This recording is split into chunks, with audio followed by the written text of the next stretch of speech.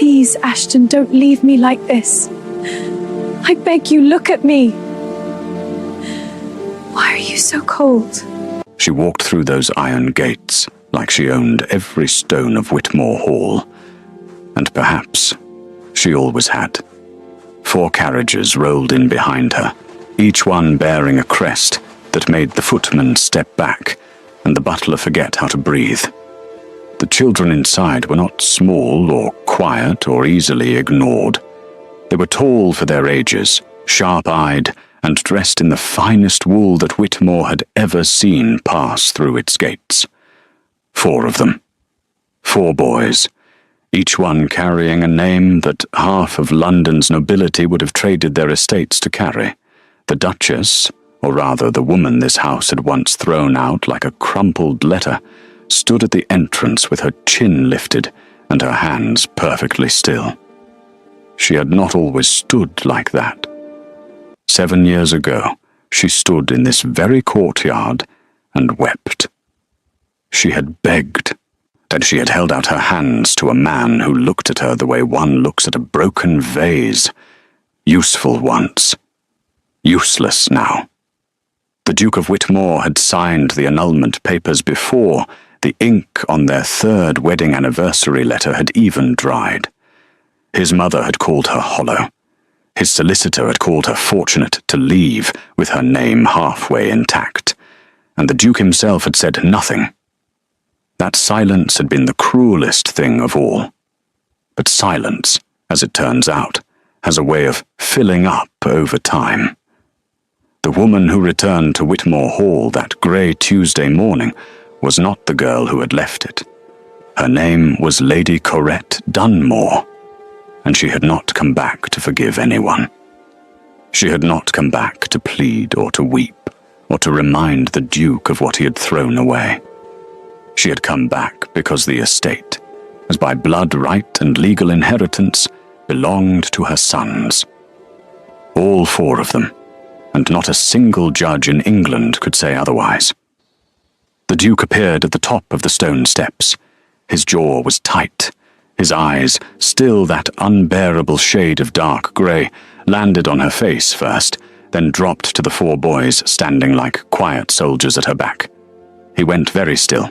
She gave him the smallest smile. Not warm, not cruel, simply certain. Now, here is the question burning in every room of Whitmore Hall. If a man throws away what he never deserved, does he get to mourn it when it comes back wearing a crown? Drop your thoughts in the comments.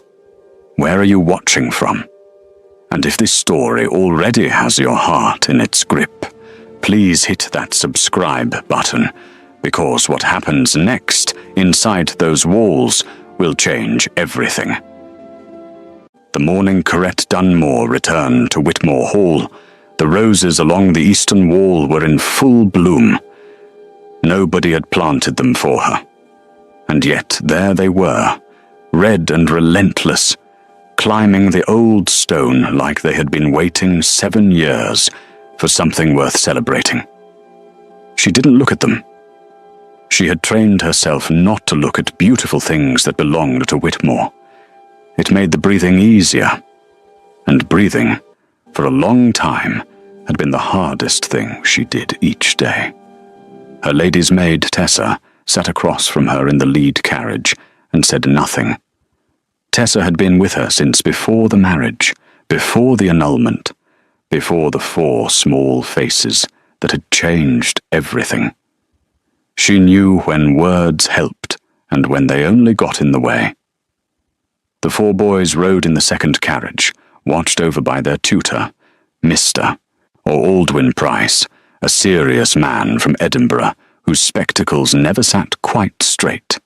He had taught them history, languages, mathematics, and the particular art of entering a room without looking surprised by anything in it. The oldest was Rowan, 7 years old, steady-eyed and quietly measuring. The second was Fletcher, 6, restless and bright, the kind of child who made friends with strangers in 10 minutes. The twins came last.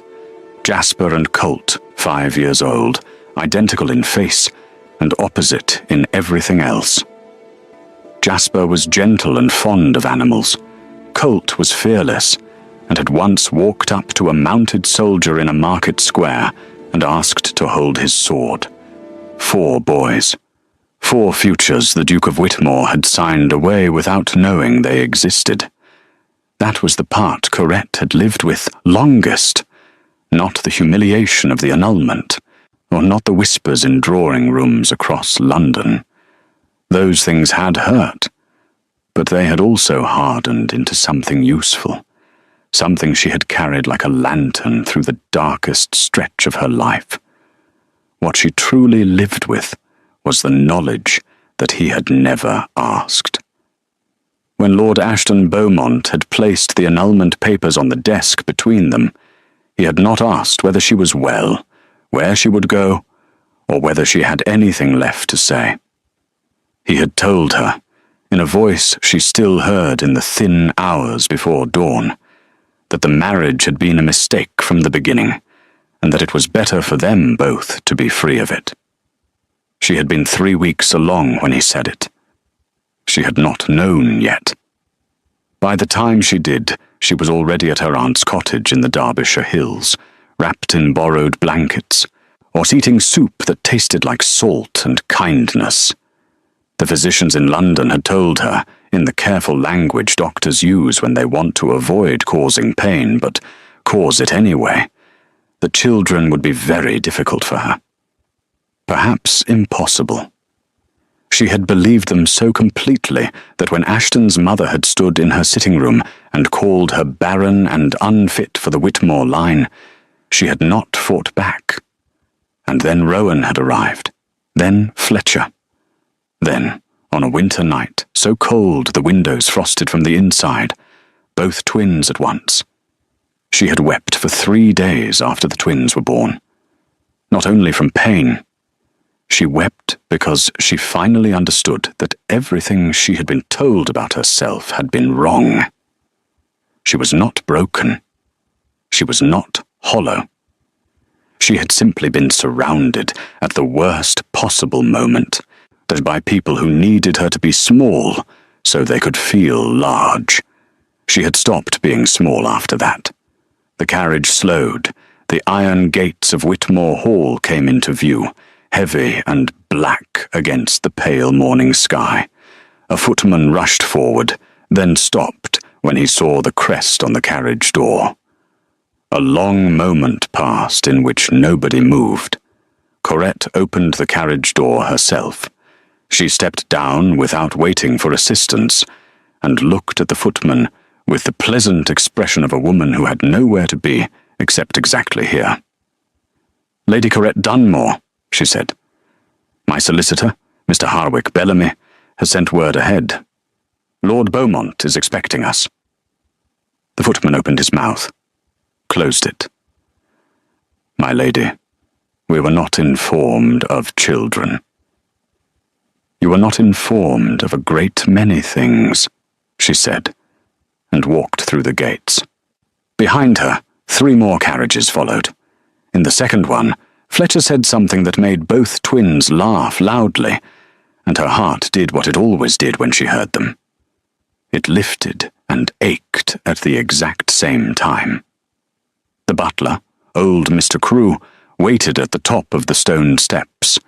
He had worked at Whitmore 30 years, and had the face of a man no longer impressed by anything.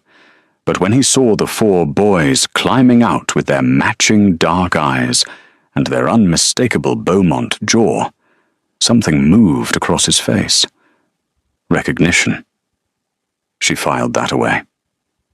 "His Grace is in the East Study," he said quietly. "He has been there since your solicitor's letter arrived 2 days ago." "Please have the children shown to the yellow rooms," she said. "Mr. Price will see to their needs. IT to the East Study in 20 minutes. She handed Tessa her coat and walked toward the East Wing. The house was exactly as she remembered it, and entirely different. New wallpaper in the East Corridor. A different painting above the 3rd sconce. Small changes that told her life had continued inside this place, even when she was not there to witness it. She had continued too. She reached the east study door and paused for exactly one breath. Not from nerves. She paused because behind that door was the last version of herself she had ever truly hated. The girl who had believed she was worthless because someone important had suggested it. She paused to say goodbye to that girl one final time. Then she opened the door. Ashton Beaumont stood at the window with his back to her. He was taller than she remembered. His shoulders were broader. His hands were clasped behind his back, the way they always were when he was trying not to show something had disturbed him. He knew she was there. She had not knocked. She did not intend to knock on the house her sons were about to inherit. "You should have sent word yourself," he said. His voice was the same.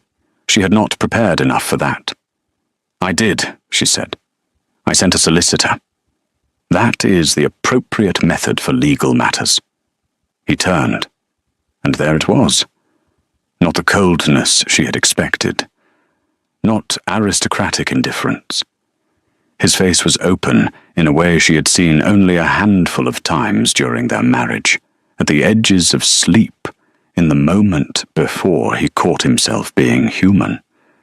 He was looking at her like she was a wound he had stopped believing would ever heal, and had just discovered was still bleeding. She did not look away. "What's the children?" he said. "Are they mine?"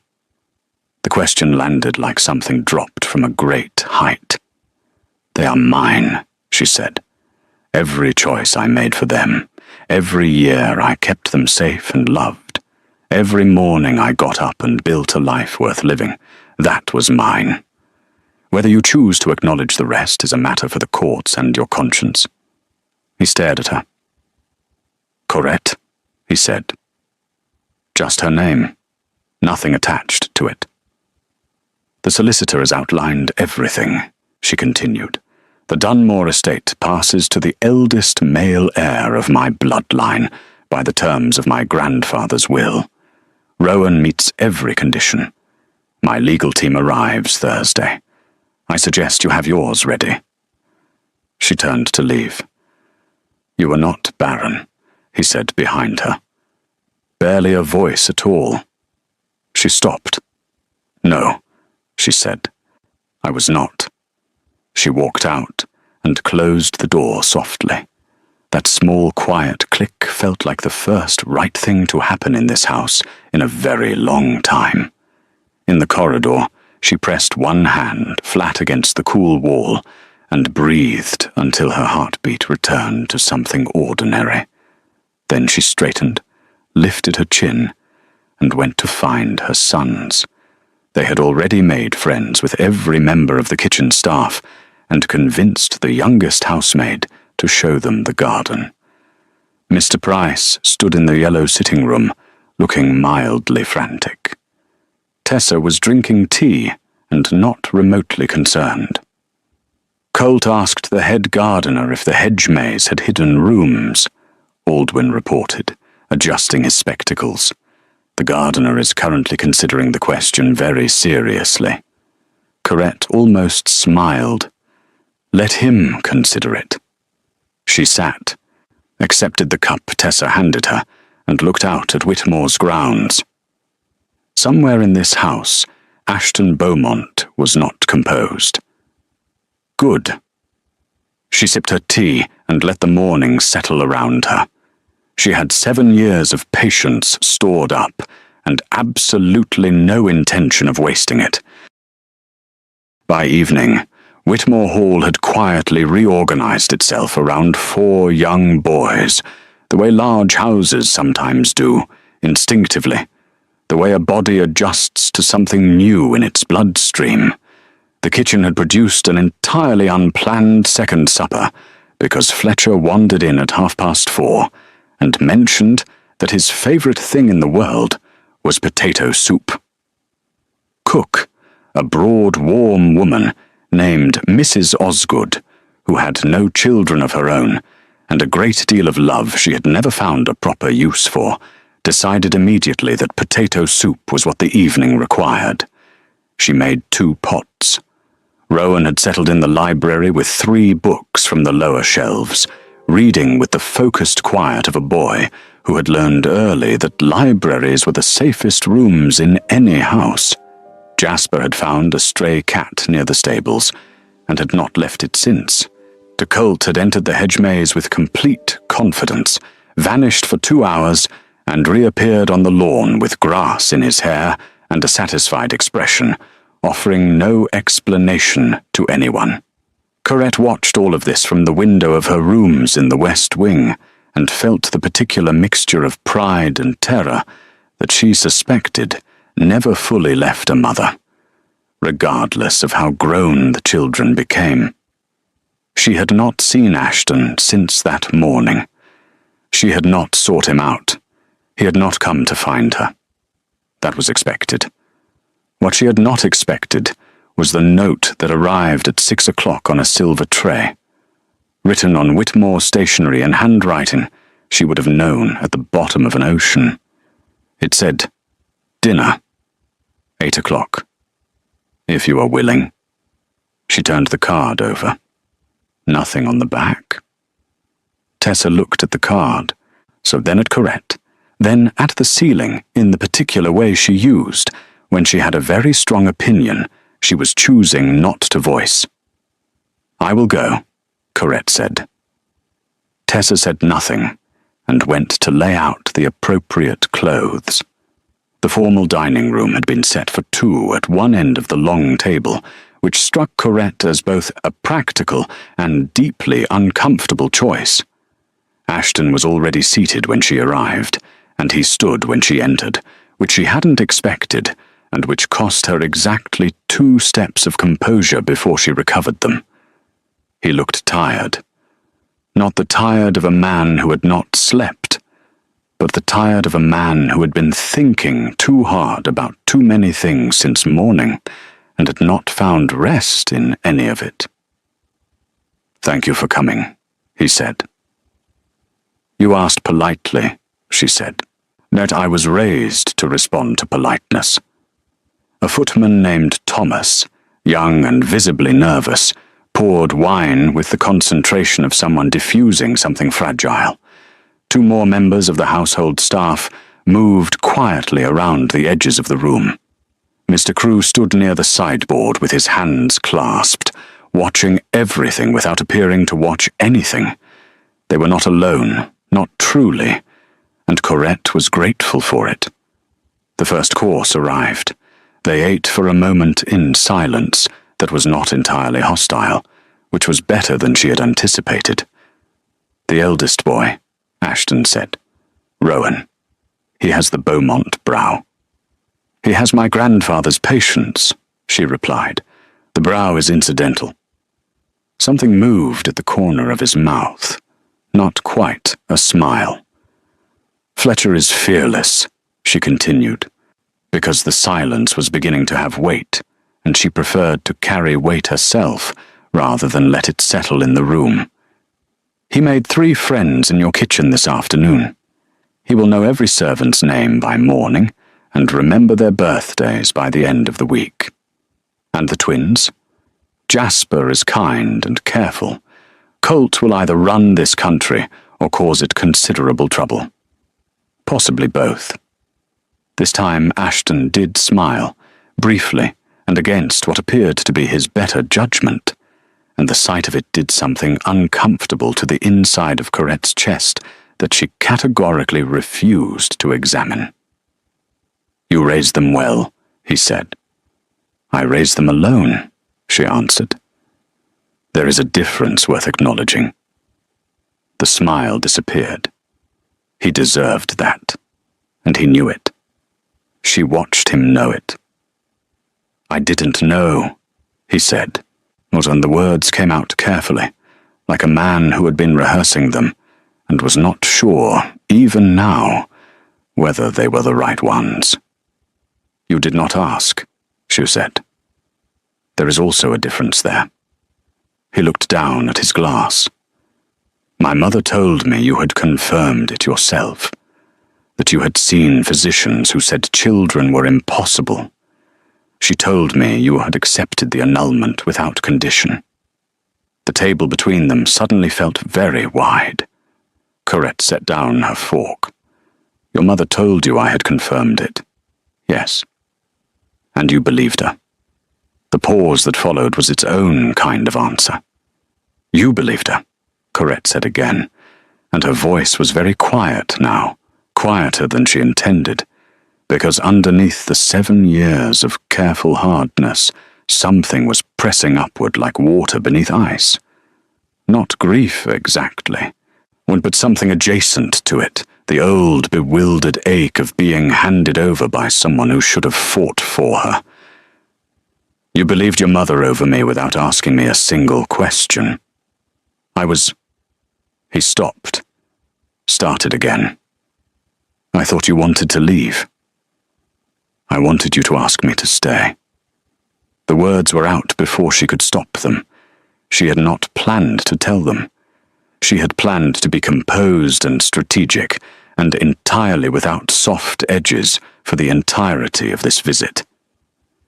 She pressed her lips together and looked at the candle nearest to her, and reminded herself, firmly, of every morning she had gotten up alone and fed 4 boys and made a life out of nothing but her own 2 hands. Corette, he said, and the way he said it was not the formal way, not the legal matter way, but the way he had said it sometimes in the early days of their marriage, when it was just the 2 of them, and the fire, and nothing yet gone wrong between them. Do not, she said. He closed his mouth. We are not here to revisit what was, she said, the composure returning like water finding its level. We are here because my sons have a legal claim to Dunmore, and I intend to see it honored. Whatever else existed between us has no bearing on that. It has a bearing on me, he said. She looked at him directly. Then that is something you will have to manage. She returned to her food. He watched her for a long moment, then did the same. The rest of dinner passed in careful conversation, steered firmly toward neutral ground. The state of the roads from Derbyshire, the weather, Mr. Price's qualifications, the boy's education.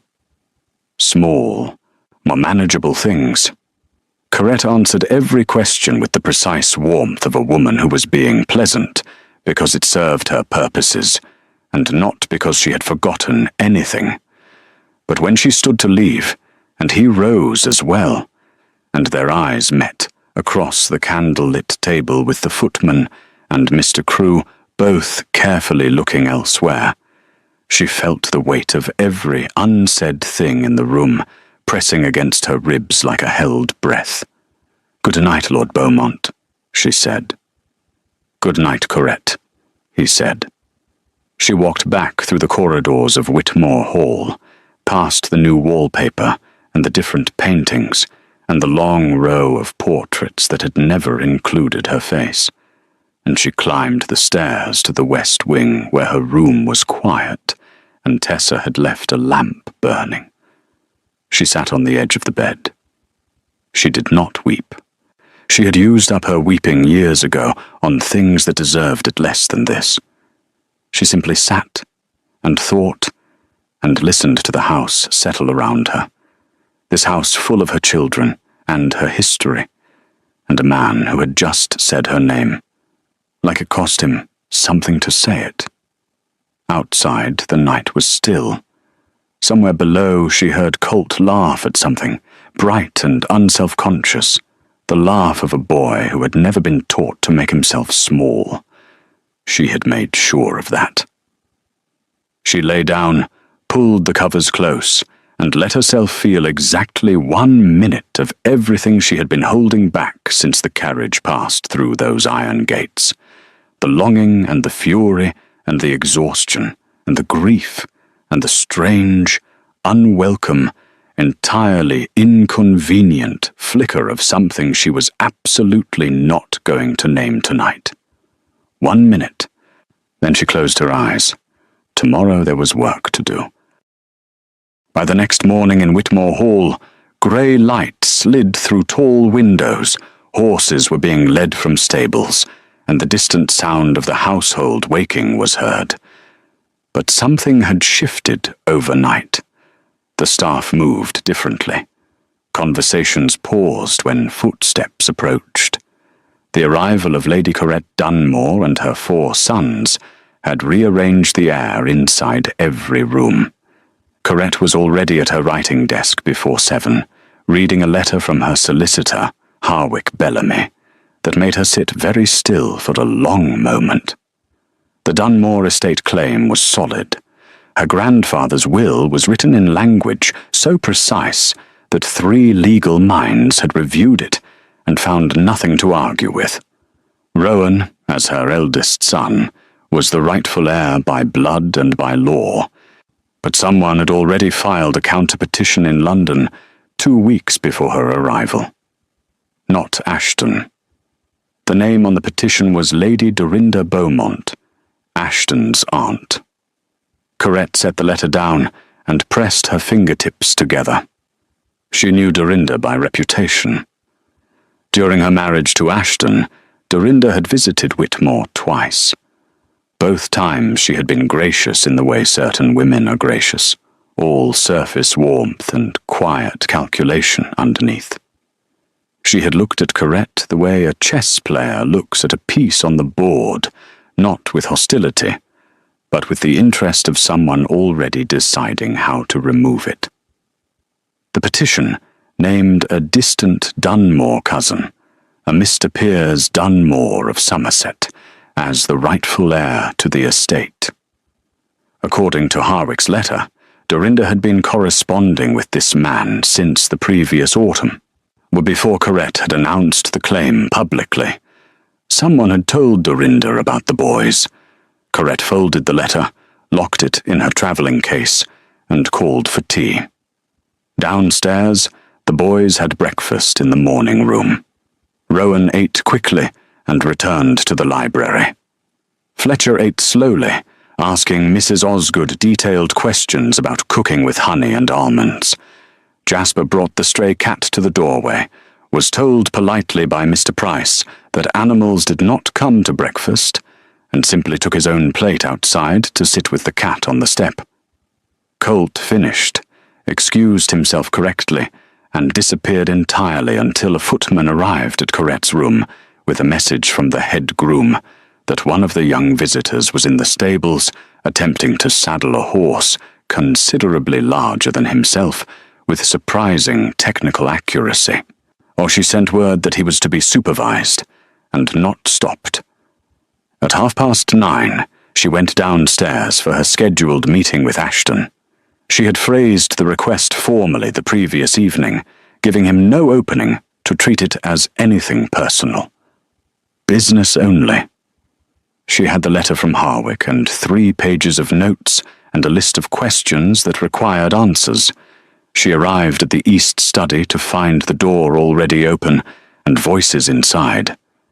She stopped in the corridor. "She has no standing beyond the legal claim," said a woman's voice, low and precise.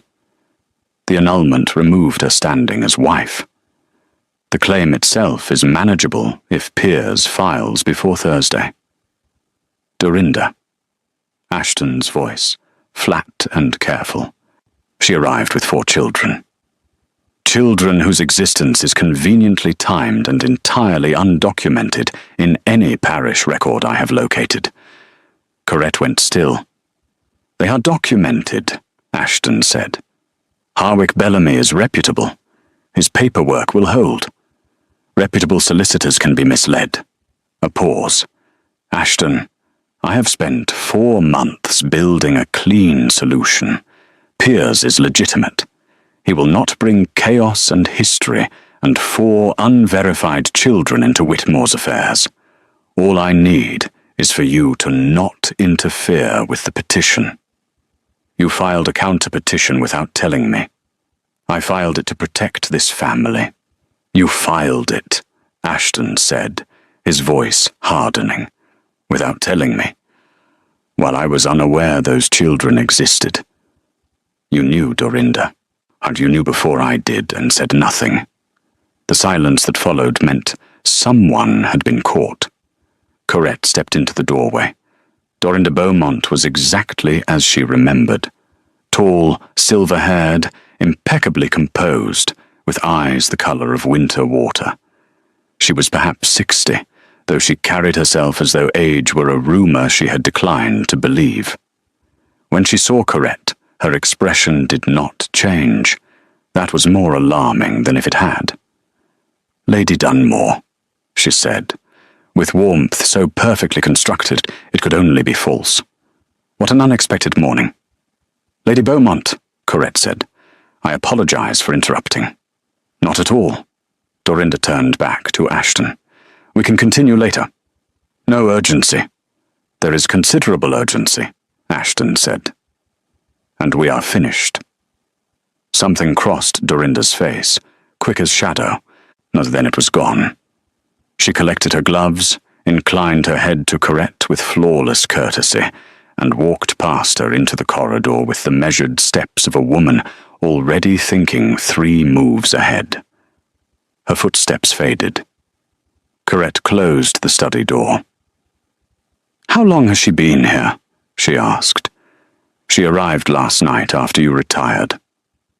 Ashton moved behind the desk and stood with both hands on the chair back. "She filed the petition using a Dunmore cousin I have met once at a funeral. She has been corresponding with him since autumn." "Before I announced the claim publicly," Corette said, "someone told her about the boys." "I know." He looked at her directly. "It was not me." She believed him. She was not certain she wanted to, but she did. "The boys' parish records are in order," she said, pulling her notes from her pocket and crossing to the chair opposite the desk. "All 4 births registered in Bakewell, Derbyshire. Mr. Bellamy holds certified copies. Whatever Dorinda has told her solicitors about documentation is incorrect." "She knows that," Ashton said. "The documentation argument is a delay tactic. She wants Pierre's petition heard first, so the court must address his claim before yours." Corette looked at him. "You have been thinking about this since last night." "I have been thinking about several things since last night." She did not ask what the others were. "There is a clause in the Dunmore-Beaumont marital agreement," she said, returning to the papers in front of her. "Signed at the time of our marriage. It states that in the event the marriage produced heirs of joint bloodline, those heirs would supersede any external claim to either estate. Your father's solicitor insisted on it. My grandfather agreed." Ashton went very still. "I was not aware of that clause. Very few people were, but Dorinda may be one of them, which is why she needs Pierre's petition filed before the heirs are formally presented to the court. She is trying to move faster than the truth." "She has a 4-month head start," he said quietly. "Then we close the gap." She looked up from the papers. "Harwick arrives tomorrow evening. I need access to your estate records today, specifically the original Dunmore-Beaumont agreement. I will have everything brought up this morning." "Thank you." She gathered her notes and stood. He said, before she reached the door, "Rowan was in the portrait gallery this morning. Mr. Crewe told me. He stood in front of my father's portrait for a long time without saying anything." She paused with her hand near the door. "He does that," she said. "He looks at things until he understands them." "What do you think he understood?" She turned to look at him across the room. This man who had broken something in her that had taken years to rebuild, who was watching her now with an expression she had no safe words for. "Ask him yourself," she said. "He will tell you." She left before the conversation could become something else.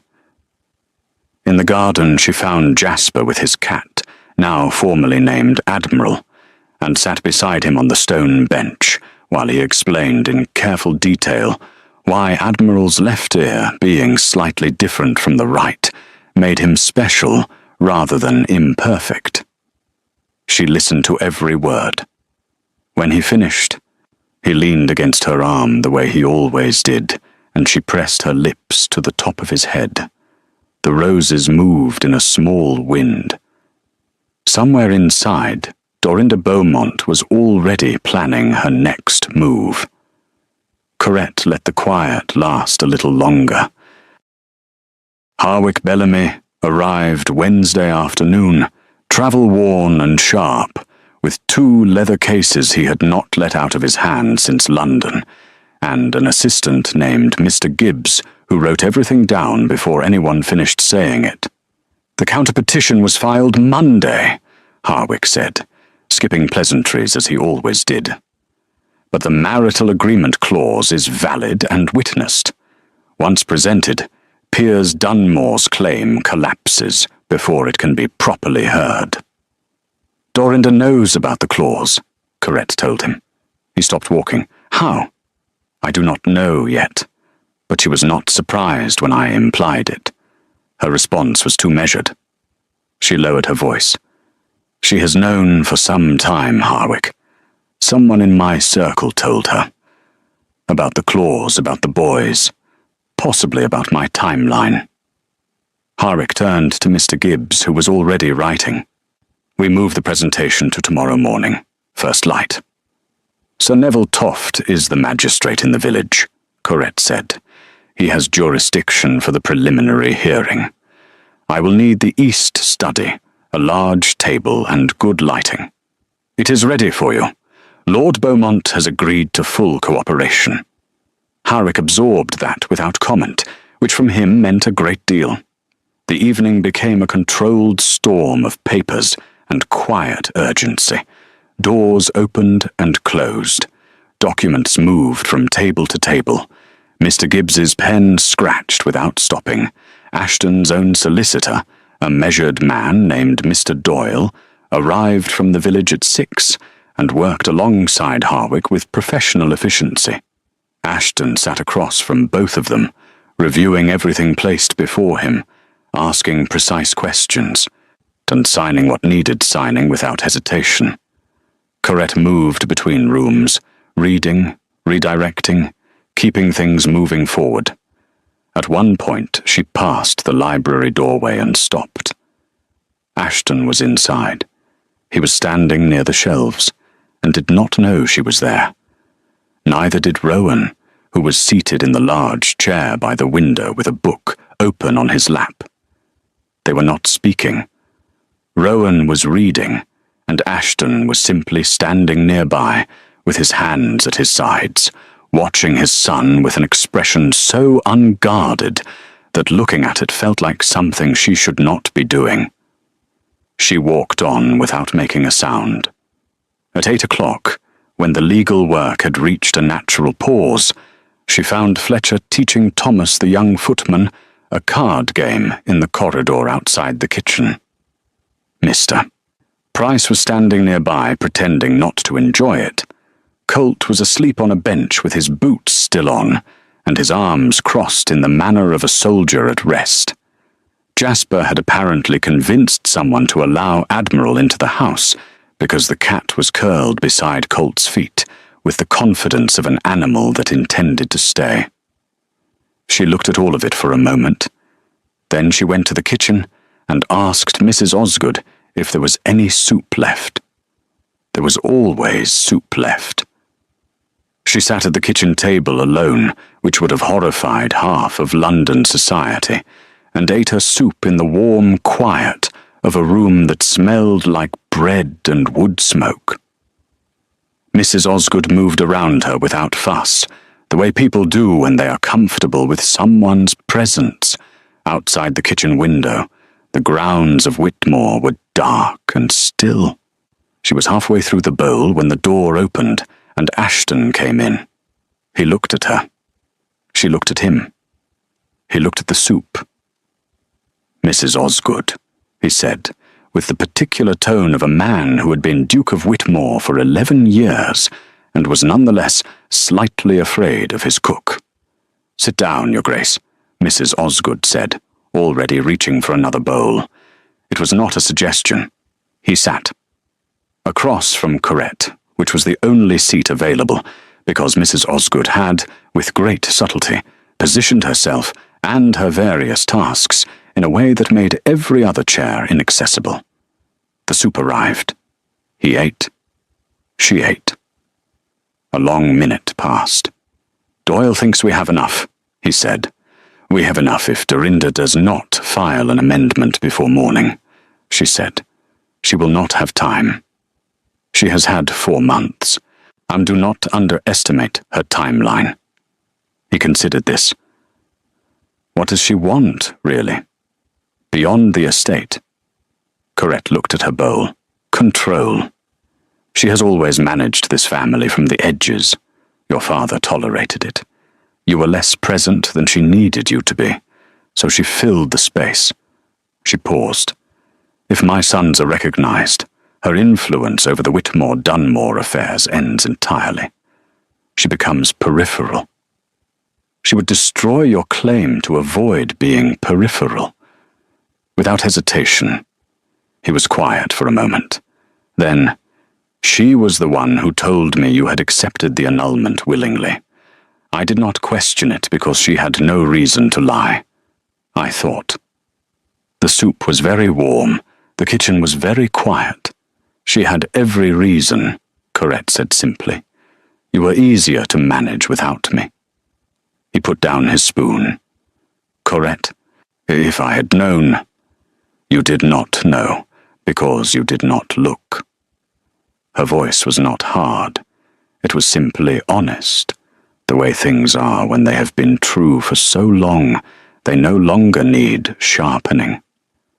You trusted the people around you more than you trusted what you could see with your own eyes. That is not entirely your fault, but it is not nothing either. He absorbed that without defending himself, which she had not expected. "I looked this morning," he said. "In the library, at Rowan." "I know," she said. "I saw you." He looked up. "He has your hands," she said, before she could stop herself. "He holds a book the way you do. Spine up, thumb along the edge. I noticed it when he was 2, and I did not know what to do with the noticing." The silence that followed was not uncomfortable. It was something else, full and careful, and the kind of silence that exists between two people when too much truth has entered the room at once, and neither of them is ready to move. Mrs. Osgood refilled both bowls without being asked. "Dorinda will be at the preliminary hearing tomorrow," Corette said, returning to solid ground. "She will challenge the clause on procedural grounds. She cannot win on the substance, so she will attack the process. Doyle is prepared for that. So is Harwick. But I want to be in that room, Ashton. Not waiting outside. In the room." He met her eyes. "You will be in the room." She nodded once. They finished their soup. Thomas appeared at the kitchen door, looking for something, and found the Duke and the former Duchess eating together at the kitchen table, which clearly rearranged something fundamental in his understanding of the world. He backed out slowly. Mrs. Osgood pretended not to notice. Corette stood to leave. At the door she stopped. "Fletcher told me this evening that he likes it here," she said, not turning around. "He said the house feels like it has good bones. He says that about places. He said it about my aunt's cottage the first time he saw it." She paused. "He is not wrong about places. He is not often wrong about people either." She left the kitchen and climbed the stairs. In her room, Tessa was waiting with a lamp and a look that asked several questions simultaneously. "Not tonight," Corette told her. Tessa asked nothing and went to turn down the bed. Corette stood at the window and looked out at the dark grounds. Somewhere in the east wing For Dorinda Beaumont was in a guest room with her own lamp and her own thoughts, and 4 months of careful planning that was about to meet the one thing it had not accounted for. Not the clause, not the parish records, not Harwick Bellamy or Mr. Doyle, or the marital agreement signed 20 years ago. The one thing Dorinda had not planned for was Ashton choosing a different direction than the one she had laid out for him. Corette pressed her hand flat against the cold glass. Tomorrow would tell her whether she was right about that. She hoped, in the quiet, private part of herself, that she kept carefully away from strategy and legal proceedings, and the long work of protecting her children, that she was right. She went to bed. She did not sleep for a long time. Down the hall she heard Colt wake briefly and ask someone. It was in the confused voice of a child not fully roused whether Admiral was allowed on the bed. A long pause followed. Then Mr. Price's exhausted voice said, "Just this once." Corette closed her eyes and finally slept. Thursday morning broke cold and clear, the kind of morning that feels like a verdict before anything has been decided. Corette was dressed before 6.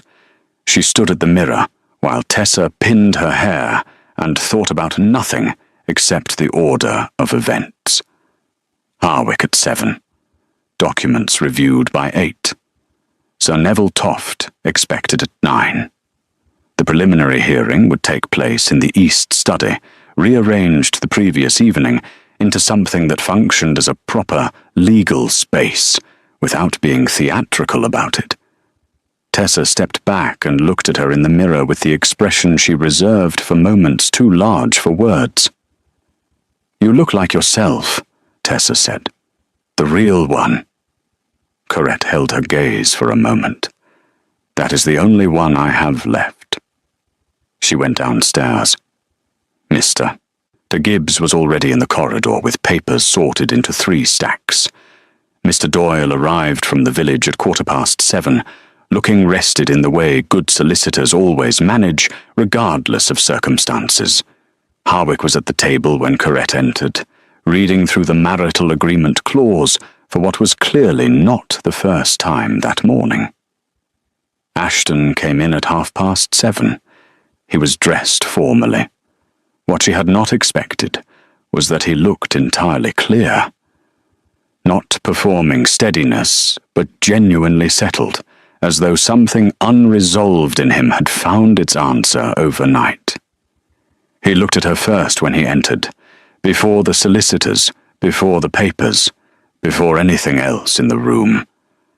She looked back and said nothing. That was enough. Sir Neville Toft arrived at 9 precisely. He was compact and serious with the careful eyes of someone who had spent decades listening to different versions of the same truth and had become expert at locating the actual one.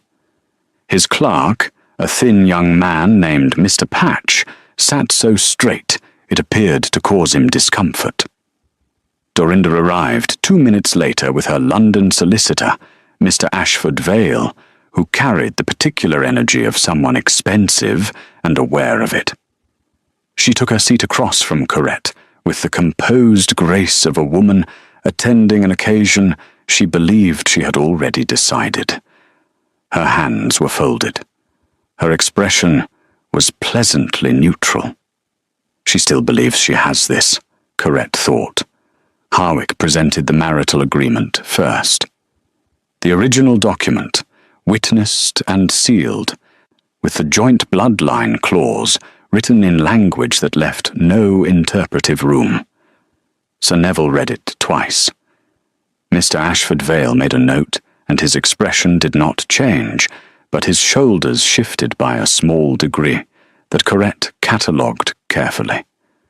Dorinda's eyes moved to Corette for just a moment, still composed, but her folded hands had tightened slightly. Mr. Ashford Vale raised the procedural challenge. The clause, he argued, could not be applied until the heirs had been formally verified as legitimate issue of the marriage, a process that could not occur at a preliminary hearing. It was technically defensible and designed entirely to buy time. Harwick was ready. He presented all 4 birth certificates from Bakewell, certified and sealed. 2 sworn affidavits from the attending physicians, a sworn statement from Lady Prue Leonard of Derbyshire, Corette's aunt, who had been present at every birth, and whose word, Harwick noted quietly, was beyond legal reproach. Then he presented a letter. Corette had not known about the letter. She watched Harwick place it before Sir Neville, and felt the particular stillness of someone encountering something unexpected inside a situation they believed they had mapped completely. Sir Neville read it. His careful expression became more careful still. "This is a letter from the late Duke of Whitmore," he said, "written 14 months before his death and lodged with his private solicitor, with instructions to produce it in the event of any legal dispute regarding the Dunmore inheritance." He set it down. In it, the late Duke states that the joint bloodline clause was inserted specifically to protect any children born of the Beaumont-Dunmore union, regardless of the marital status of the parents at the time of birth. It was his express wish that no external claim to Dunmore supersede the rights of his son's legitimate issue. Ashton had gone very still. He had not known about the letter either. Corette looked at him across the table. He was looking at Sir Neville with the expression of a man discovering something his father had done for him after it was too late to say thank you. And it was the most human thing she had seen in this house since she returned. Dorinda was looking at the letter with the expression of a woman who had discovered that a door she believed locked from the inside had been locked from the outside all along, by someone she had not accounted for. "Lady Beaumont," Sir Neville said, "the petition filed on behalf of Mr. Piers Dunmore directly contradicts this evidence before this hearing. Do you wish to speak to this before I proceed?" 3 full seconds of silence. "No," Dorinda said, perfectly composed, entirely defeated. Sir Neville proceeded. The preliminary ruling took 12 minutes. At the end of it, Piers Dunmore's petition was set aside. Rowan Dunmore was formally recognised as legitimate heir to the Dunmore estate. Full confirmation would follow from the London court within 30 days. But the substance of the matter, Sir Neville said clearly, was not in question. It was done. Dorinda stood, collected her gloves and looked across at Corette. For one moment the pleasant composure slipped, not into anger, not into grief, but into something colder and more honest than either. The look of a woman who had played a long, careful game and lost it to something she had genuinely not seen coming. "You are more formidable than I gave you credit for," she said. "I had good reason to become so," Corette replied. Dorinda left without another word. The room emptied gradually. Sir Neville spoke with Harwick near the door. Thomas appeared to collect water glasses and retreated with his eyes slightly wider than usual. Corette stood at the window. She heard Ashton cross the room and stop beside her. They stood together, looking out at the grounds, the gardens, the long stretch of Whitmore land in the cold morning light. "My father knew," Ashton said quietly. "He prepared for it," she said. "For you. For them. He liked you. He never said it in words. But he liked you." She remembered the old Duke, a man of long silences and occasional unexpected kindness, who had once left a book she had mentioned wanting on her desk, without comment or explanation. "I know," she said softly. "I am sorry," Ashton said. She turned to look at him. "Not for the legal outcome. For 7 years ago. For believing what I was told without asking you. for letting you leave without a single question. For all of it. His voice was steady, but the steadiness cost him something visible. There is no defense I can make that holds up. I am not trying to make one. I built a good life, she said, not to make you feel better, just because it is true. I built something real, and those boys are extraordinary, and I did not break. She paused. But I was broken for a while. And that part matters too. It matters to me, he said, more than I know how to say. She looked at him for a long moment.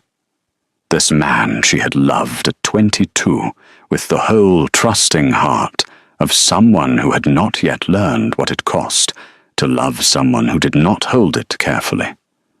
She had spent 7 years setting that love down, piece by piece, until she believed she had put it somewhere unreachable. She was beginning to suspect she had not put it as far as she thought. I am not the girl who left this house, she said. I know, he said. I am not the man who let her leave. Outside, Colt sprinted across the lawn, being chased by Fletcher, who was laughing loud enough to hear through the glass. Jasper sat near the garden wall with Admiral in his lap. Rowan stood slightly apart, watching his brothers with a small, private smile. 4 boys, her whole life, running across the grass in the cold morning sun. What happens now? Ashton asked. Not about the law, not about the estate. She was quiet for a moment. Now, she said, you go and introduce yourself properly to your sons. Something moved across his face, relief and fear, and something bright underneath both. Start with Rowan, she said. He is in the library. He will ask you something unexpected, and he will want a real answer. Do not give him a polished one. She paused. Then find Colt before he does something irreversible in the hedge maze. He smiled fully, the way she remembered from the early days of their marriage, and it did the same thing to the inside of her chest that it had always done, which told her something she was going to have to think about very seriously. He left the room. She watched from the window as he walked out across the lawn. Rowan saw him first and went still, just looking. Ashton stopped a few feet away and said something. Rowan tilted his head, said something back, then stood, and they walked together toward the library, side by side, same height of shoulder, same careful way of moving. Fletcher ran over without hesitation. Jasper looked up from Admiral with his steady, gentle eyes. Colt came skidding back from the direction of the hedge maze, with leaves in his hair, looked Ashton up and down with complete frankness, and said something that made Ashton laugh out loud. Corette pressed her hand flat against the warm glass and stayed there a long time. 3 weeks later. The formal confirmation from London arrived on a Tuesday, delivered by a courier who had clearly ridden hard and was given soup by Mrs. Osgood before he was allowed to leave. Rowan's inheritance of Dunmore was confirmed without condition. Harwick's accompanying note said simply, as agreed. Corette read it at the kitchen table with her morning tea and felt the long tension of several years release from her shoulders like something physically departing. She sat with it quietly for a while. Rowan received the news with the gravity of a boy who had always sensed something important was being carried by the people around him. He nodded slowly and asked whether they could visit Dunmore before summer. She said yes, absolutely yes. He returned to his book, then looked up after a moment and said, "Mamma, thank you for not stopping." She had to look at the ceiling before she could answer him. Fletcher immediately began planning what kind of horse he would keep at Dunmore. Jasper asked whether the Admiral could come. Colt announced that Dunmore would need a hedge maze, and said it with such certainty that nobody argued. The days settled into a rhythm Corette had not planned for. Ashton spent an hour each morning in the library with Rowan. It had begun as a single conversation about the portrait gallery, and become, without either of them announcing it, a daily arrangement. She did not know exactly what they talked about. She did not ask. Whatever it was, Rowan came to breakfast afterward with the look of a boy whose questions were finding answers, and Fletcher had appointed himself Ashton's guide to everything he considered important about the estate, which included the stables, the kitchen garden, the fastest route between the east and west wings, and every loose flagstone in the courtyard that was suitable for skipping. Ashton accepted all of it with a patience that Corette watched from a careful distance, and found, against her own intentions, genuinely moving. Jasper introduced him to Admiral one afternoon with the seriousness of an introduction between equals. Ashton treated it exactly that way. Colt remained the most direct. He asked questions without preamble, changed subjects without warning, and once told Ashton across the dinner table that he had done something quite wrong and should not repeat it, referring to something unspecified but clearly understood between them. So Ashton said quietly that he agreed. Colt nodded, returned to his food, and that was apparently sufficient. She and Ashton existed in a careful space between what had been and what was not yet decided. They had dinner together most evenings, sometimes with the boys, sometimes after the boys were in bed. He did not push. She did not retreat. They talked about the children and the estate, and occasionally, carefully, about the years between. He told her one evening that he had dismissed the household member who had been reporting to Dorinda. A young undersecretary named Mr. Brent, recruited 2 years prior, who had sent word to Dorinda the moment the Dunmore claim surfaced in London legal circles.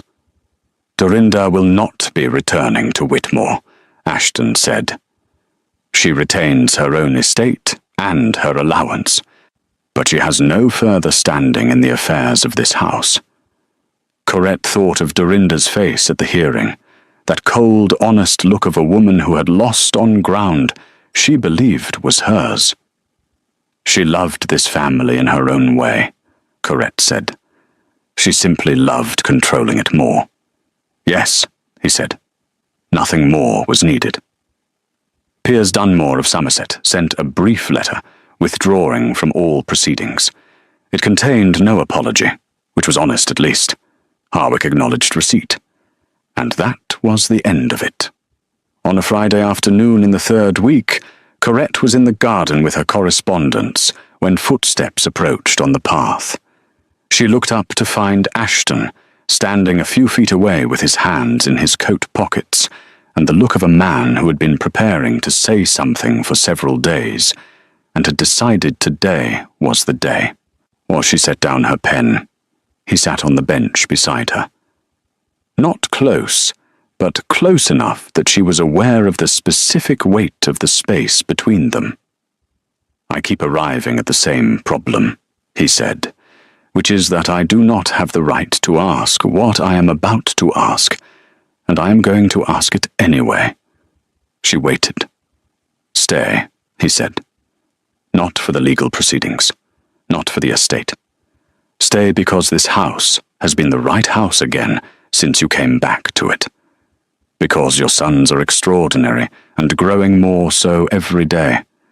Because I have spent 7 years in rooms that felt too large, and I now understand why. He paused. And because I have never stopped. Not once. Not even when I was most certain I should. The garden was very quiet. A bird moved in the roses along the eastern wall. Corette looked at her hands for a moment, at the ink on her fingers, at the plain evidence of a life she had built with nothing but herself. I did not come back here for you, she said. I know, he said. I came back for my sons. for what they are owed, for the life they deserve. I know that too. And I am not the girl who needed saving, she said, her voice clear and entirely her own. I saved myself. I want that to be understood completely. It is understood, he said. I am not asking you to need saving. I am asking whether two people who have both become who they needed to become might find something worth building in the space between where they were and where they are now. She looked at him steadily. Fletcher likes it here, she said. He has named 6 horses. None of them are his yet. Jasper has decided Admiral is a permanent resident. I have spoken to the head groom. Colt will redesign this entire estate before he is 12. I am counting on it.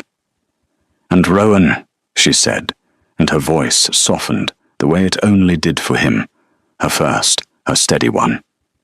Rowan needs to know who he is, all of who he is, not only the Dunmore side. I want to show him, Ashton said.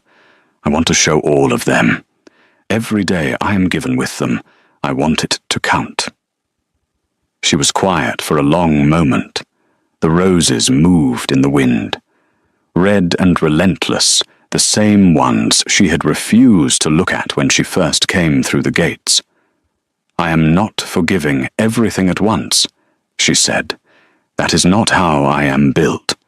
It will be slow and it will be honest, and there will be days when I am still angry, and I will need you to understand that without making me explain it from the beginning every time. Yes, he said simply.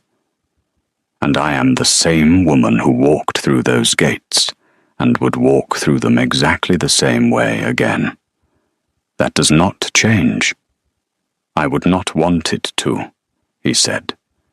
That woman is the reason any of this is possible. She looked at him for a long time. The afternoon light was thin and golden, and it fell across the garden, the way light does in the last, good hour before evening, making everything look simultaneously ordinary and precious. Then we begin slowly, she said, and we are honest, and we do not pretend the years between didn't happen. Agreed, he said. And the boys come first, in every decision. Always. Always, he said without hesitation. She nodded once. It was not a declaration. It was not a fairy tale ending, tied neatly with everything forgiven and nothing remembered. It was something quieter and more durable than that. It was two people choosing to face forward together after a long time of facing apart, and doing it with their eyes open. She picked up a pen. He did not leave. He sat beside her in the afternoon quiet while she returned to her correspondence, and the garden settled around them both, unhurried and warm. After a while, Colt came running across the lawn toward them, at full speed, with something cupped in both hands that he was very excited about, and would not stop moving long enough to properly display. Fletcher appeared behind him, calling out instructions. Jasper followed at a calm pace, with Admiral trotting beside him. Rowan came last, walking with his hands in his pockets, and his face turned up toward the pale sky, thinking of something private that he would share when he was ready. They descended on the bench in a wave of noise and questions and elbows, and the garden, which had been so quiet a moment before, became entirely full. Corette caught Ashton's eye over the top of Colt's head. He looked at her with an expression she recognized from long ago and had never quite stopped knowing. The expression of a man who understood, in this exact moment, that he was exactly where he was supposed to be. She looked away before he could see what was on her face. But she was smiling. The roses climbed the eastern wall in the last of the afternoon light, red and patient, and entirely unbothered by everything that had taken place beneath them. They had been growing here long before any of this began. They would go on growing long after. Some things, it turned out, did not stop simply because they were not tended. Some things grew anyway, quietly, stubbornly, through every hard season, waiting for the moment when someone finally looked up and noticed they were still there. Corette looked at them now. She let herself,